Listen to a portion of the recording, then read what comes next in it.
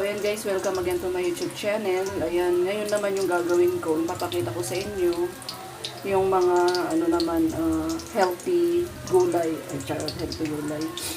Kasi noon guys, mga na ngayon, 4 months, last year, nakaramdam ako ng pananakit ng mga kasukasuan, mga ganyan. Siguro dahil sa nagkakaedad na, char. Tapos yung yung paa ko, namaga.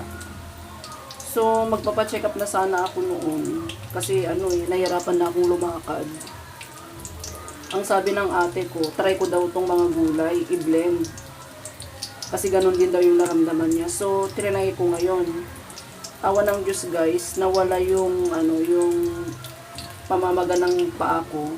Tapos hindi na sumasakit kasi dati pagising ko ng umaga, ito masakit tong mga kamay ko.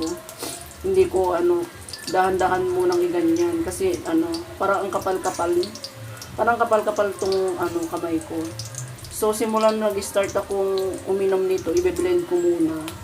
Guminawa yung pakiramdam ko, baka makatulong lang din po sa inyo.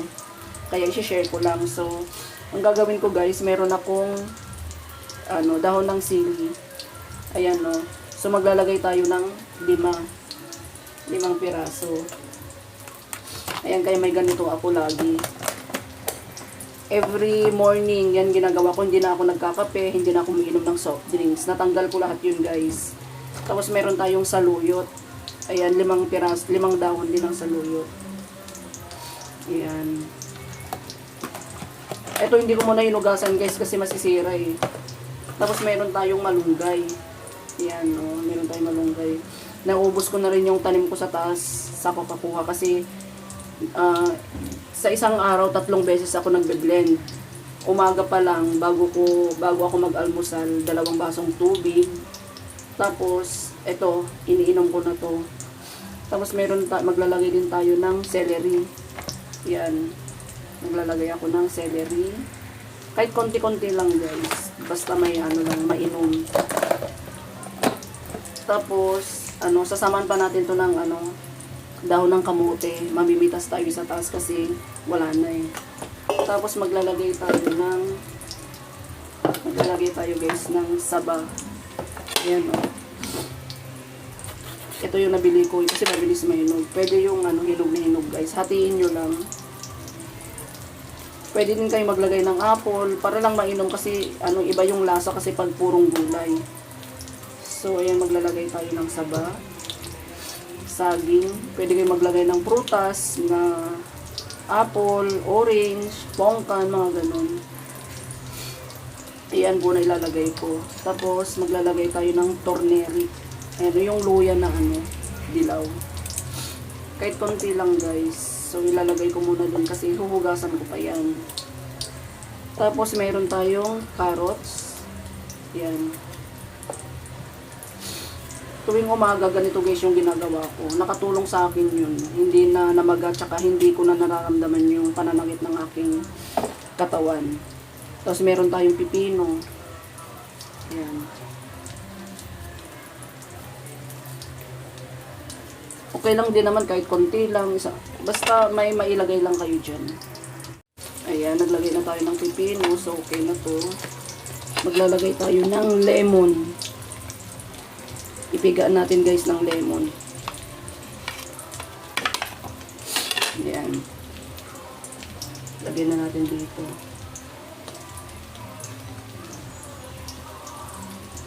Tapos, maglalagay tayo ng pinya. Ayan. Parang siya guys, pag na-blend na parang lasang barley, kung sino yung mga nagbabarley, parang ganun lang din siya. Kaya lang ito lang, natural lang kasi puro fresh, di ba?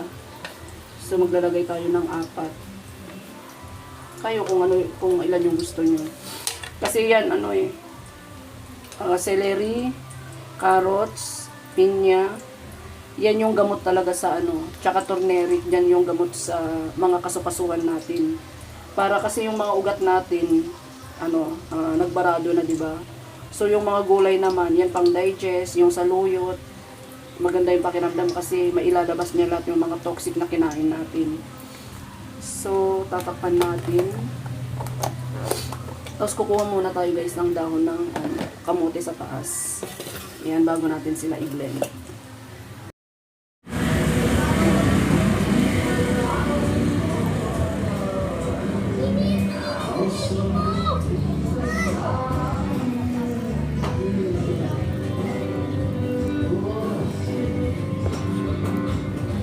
Diba?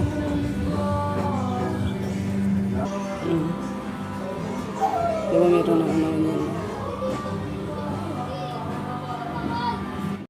So yan guys, ito na oh. Yan, nilagyan natin dyan tapos hugasan muna natin bago natin siya i-blend. So yan guys, okay na. So ilalagay na natin dito lahat kasi nahugasan na. Promise guys, makakatulong to sa inyo. Kasi sa akin noon namaga talaga yung paa ko eh. So simula noon wala naman na. Hindi ko na naramdaman yun. Tapos lagyan natin ng honey. Ayan. Binibili ko pa to sa sa Tansa, Cavite. Hindi na ako nag-aasukan.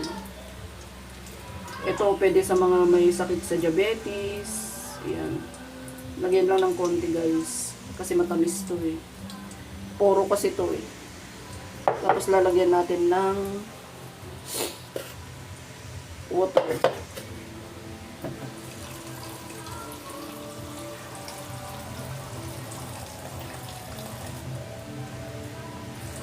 Yan. Pwede na natin i-blend.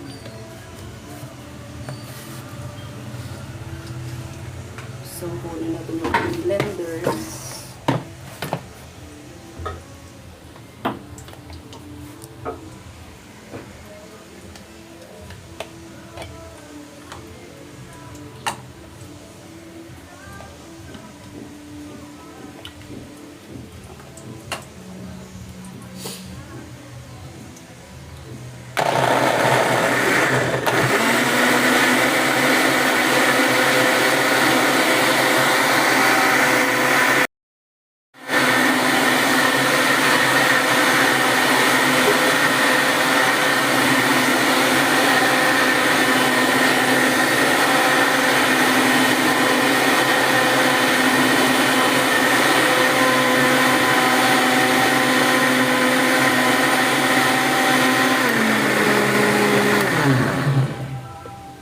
Kailangan guys, yung durog na durog siya kasi yung saging pag nagtagal, parang namumuo. Tsaka kailangan pagka-blend, inom ka agad.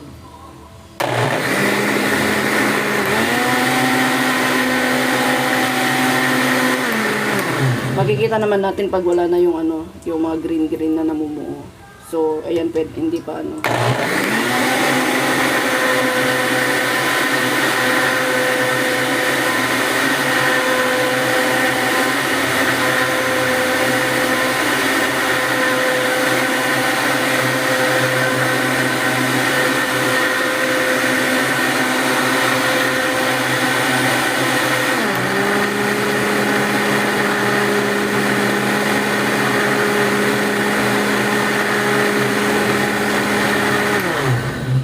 So, ayan, okay na. Pwede na natin inumin.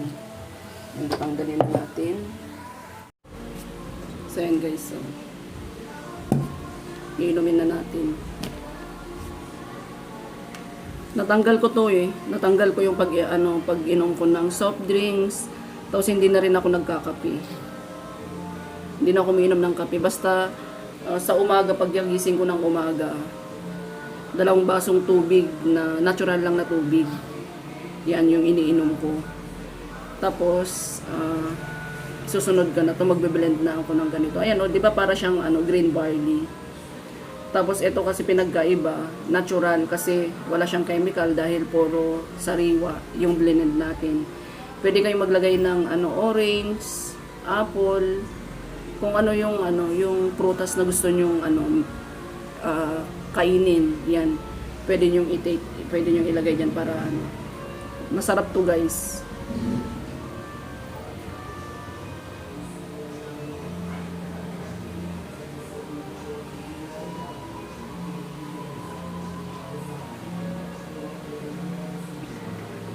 di ba? Pati yung asawa ko, alam nyo guys, dati, laging umiinom yun gabi-gabi. Pag galing sa biyahe, kasi driver siya, pag galing biyahe, pagdating, kahit madaling araw, hindi pwedeng hindi talaga yun iinom ng alak. Pero simula nung uminom kami nito, natanggal niya rin guys. Saka lang umiinom ng alak pag may handaan na lang. O diba? Nakatulong. Ayan. Yung tira sa kanya na to.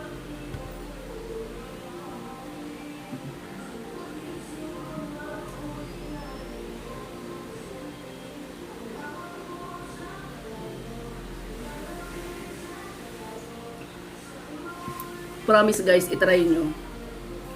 Kasi ano lang naman mura lang naman yung mga gulay, di ba? 10 pesos. Pag may mga tanim kayo diyan sa bakuran nyo, pumitas lang kayo. Kasi ganun yung ginagawa namin yung tinatanim ko doon, kaya nakakalbo na siya. Kasi doon na kami kumukuha ng malunggay, para hindi na kami bumili. Basta everyday yan, ginagawa ko. Kahit isang beses nyo lang gawin, promise, makakatulong yan sa inyo. Lalo yung saluyot, kasi yun panlinis. Panlinis sa loob natin. Kumbaga ilalabas natin lahat ng toxic sa ating mga katawan. Kaya maganda kasi ayan, maganda yung daloy ng ating dugo. Yan, makakatulong yan sa inyo guys. Kaya itry nyo na. Hindi ako nagbibiro. Kasi dati talagang dati pag umakyat ako sa hagdanan, tinutulak nila ako. Kasi nahihirapan ako umakyat dahil masakit yung mga ganito ko. Yung mga, basta doon sa may mga daliri, masakit. Tapos nakita ko na parang namagana yung ko, yung paa ko. Kaya nahihirapan na akong lumakad. So simula nung, ayan, ginawa ko yan. 3 times a day ko yan dati ginagawa Pero nung nawala na yung yung pamamaga nung kamay, yung paa ko, ginawa ko na once times a day na lang. Tuwing umaga na lang ako gumagawa. Kasi din kumbaga matrabaho din. Pero syempre kung gusto mong gumaling, talagang gagawin mo, 'di ba? So yan guys, yun lamang. Thank you for watching my YouTube channel guys. Bye. Thank you.